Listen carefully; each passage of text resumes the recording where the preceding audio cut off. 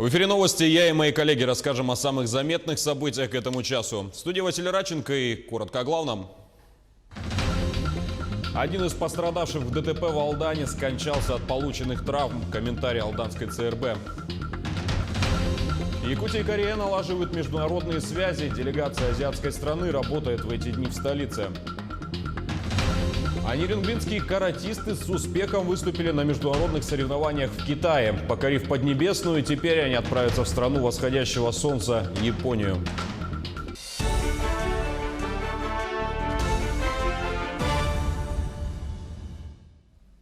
Один из 3 пострадавших в ДТП в Алдане скончался в больнице. Дорожное происшествие произошло накануне в 6 километрах от города. В результате столкновения 3 автомобилей 5 человек получили травмы, 3 из которых доставили в больницу. От полученных травм 1 скончался. Детей среди пострадавших не было. По информации ГИБДД, предварительной причиной аварии стал выезд на встречную полосу движения. В настоящее время в реанимационном отделении находится 2 пострадавших со вчерашнего ДТП. Состояние их оценивается как крайней степени тяжести, обусловленной тяжестью полученных травм и повреждений. Помощь на данном этапе оказана в полном объеме, согласно протоколам лечения и стандартам. Обеспечена медицинская помощь узких специалистов, в том числе выездных с республиканской больницы номер 2, Центра экстренной медицинской помощи. Была выездная бригада нейрохирурга, помощь произведена в полном объеме, оперативное лечение, консультативная помощь и прочее. Говоря о наказании за нарушение ПДД, с 1 января этого года в Центральной России изменен бюджетный кодекс. Теперь оплаченные деньги за нарушение правил дорожного движения, в том числе штрафы, зафиксированные камерами видеонаблюдения, идут в Дорожный фонд региона на содержание, ремонт и строительство дорог. В нашей же республике эта система работает еще с 2017 года. Все те штрафы, которые поступают за нарушение правил дорожного движения, мы направляем на мероприятия по обеспечению безопасности дорожного движения. Это такие мероприятия, как это установка барьерных ограждений, установка дорожных знаков, обустройство уличного освещения по транзитным улицам, которые проходят через населенные пункты по региональным дорогам. Да? Как вы знаете, уже в 2017 году мы начали уже по автомобильной дороге нам обустройство уличного освещения мы закончили. На сегодня вот эти мероприятия у нас продолжаются. 6-й центр амбулаторной экологической помощи открылся в Якутске. Он будет работать на базе поликлиники номер 2 в Гагаринском округе. Сейчас на прямой связи Сырглана Захарова, наш корреспондент на месте событий. Сырглана, здравствуй. Вы уже, наверное, успели ознакомиться с центром. Какое первое впечатление и какую помощь будут оказывать в нем? Василий, добрый день. Да, как верно отметили, мы находимся сейчас в поликлинике номер 2 в Гагаринском округе. И сейчас я стою на 1-м этаже. А если пройти чуть левее, то мы видим указатель. Это Центр амбулаторной онкологической помощи. Он находится уже на 2-м этаже здания поликлиники. Если это уже 6-й по счету такой подобный центр, который открыли в республике, 4 из них работают в столице республики и по 1 в Мирном и Миринском и Мегино-Кангаласском районах. Также еще на подходе открытие 3 подобных центров в разных районах республики. Если говорить о самом центре, то он рассчитан на 3 койко-места для стационарного лечения. В среднем здесь планируют принимать по 10 пациентов. Они будут проходить различные процедуры, капельницы и, самое главное, это химиотерапию.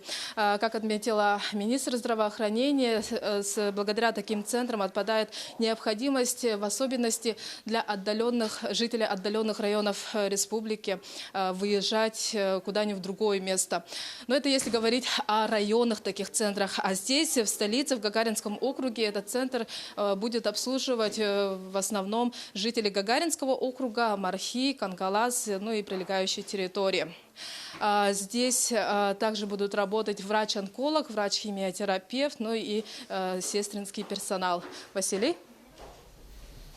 Сырглана, уже известно, когда запустят первых пациентов?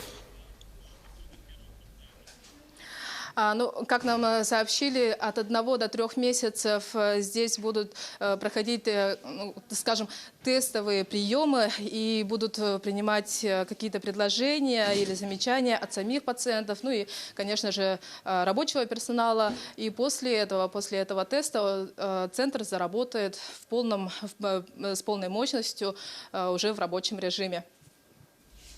То есть в течение 3 месяцев. Сарглана, спасибо. А я напомню, что на прямой связи была наш корреспондент Сарглана Захарова.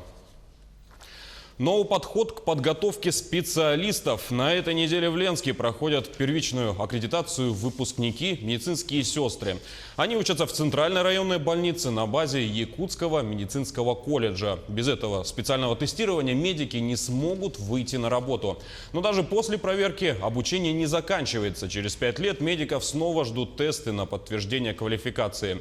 Тему продолжит Марина Крутихина. Для выпускников медицинского колледжа проходит первый этап аккредитации. И главная задача – показать, насколько они готовы к работе в больницах. В ходе аккредитации девушки выполнили теоретические и практические задания. В тесте более 50 вопросов. На практике все максимально приближено к реальным условиям. Теперь такое тестирование все медицинские сестры обязаны проходить раз в 5 лет. 27, 28, 29, 30. Самое сложное, для меня, по крайней мере, это оказалось теорией. Практика как-то давалась легче. Для забора крови, сердечно-легочной реанимации и других манипуляций использовались медицинские фантомы. Обязательное условие – демонстрация навыков фиксируется на камеру при запущенном таймере. На выполнение 3 практических заданий давалось не более 10 минут. Все это, конечно, делается через методический центр аккредитации. В режиме онлайн все это фиксируется, и потом мы получаем оценочные листы, где подтверждается о том, прошел аккредитацию специалиста или нет.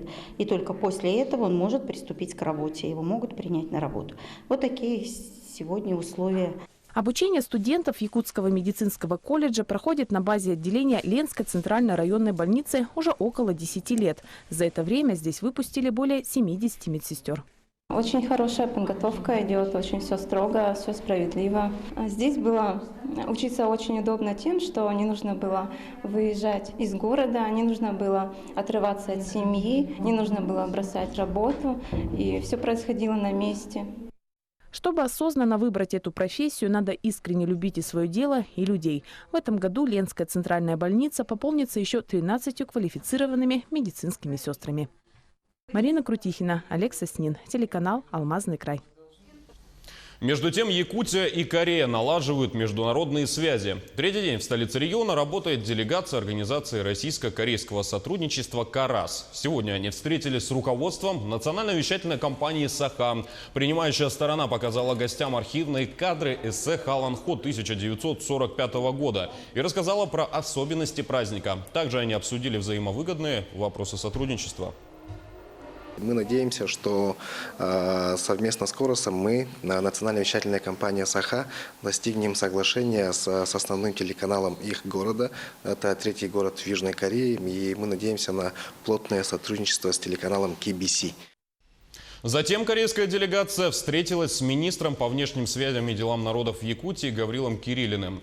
В ходе встречи корейская сторона выразила намерение развивать с Якутией как социальные, образовательные, экономические, так и культурные связи. Я очень постараюсь, чтобы наш народ больше узнал о Якутии. Сейчас я буду работать над одним проектом. Это учебный обмен в области музыки, не только для учеников, но и для профессоров. А еще хотел бы пригласить якутских музыкантов в Корею. В продолжении темы эссеха, как и в прошлые годы, во время эссеха Туймады запретят въезд транспорта на территорию Усть-Хатын. Для удобства гостей будут действовать 2 стоянки с 5000 мест для общего пользования. Установлены указатели ко всем стоянкам. Также с 9:30 утра до 20 часов вечера будут курсировать 2 бесплатных автобуса со стоянки до центрального входа с 2 остановками. А также хотелось бы рассказать населению о том, что будут курсировать 2 автобуса, маршрут номер 155 и 156.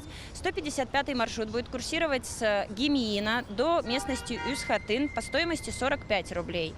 156 с автовокзала до Үс-Хатын по стоимости 40 рублей. Данные автобусы будут курсировать в утреннее время с интервалом 5-7 минут и в вечернее и ночное время 15-20 минут. И о событиях в спорте. Нерюнгринские каратисты с успехом выступили на международных соревнованиях в Китае. По итогам первенства 8 юных спортсменов отправятся в Японию на соревнования по киокушинкай карате. Рассказывает Татьяна Дебривная. Каждый день юные спортсмены тренируются в парке, готовясь к предстоящим соревнованиям. Тренировки у ребят проходят по несколько раз в день. С 8 часов утра кросс, после дневная тренировка и бои.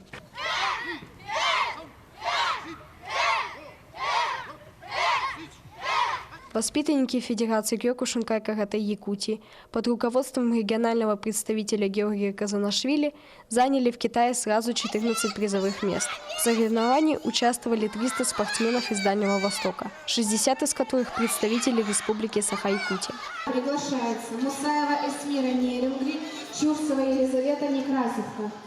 На международном турнире Эсмира Мусаева из Нерюнгри завоевала золото, где она боролась в категории абсолютка. По словам спортсменки, первый бой для нее был особенно сложным. Соперница из Дальнего Востока оказалась победительницей в своем регионе. Теперь Эсмира готовится к следующим серьезным соревнованиям, которые пройдут в ноябре в Японии. Сенсей говорил, что когда ты выходишь на татами, не бойся, работай на оценку и не отходи никогда назад. То, что не думай, что это соревнование, думай, что это тренировка.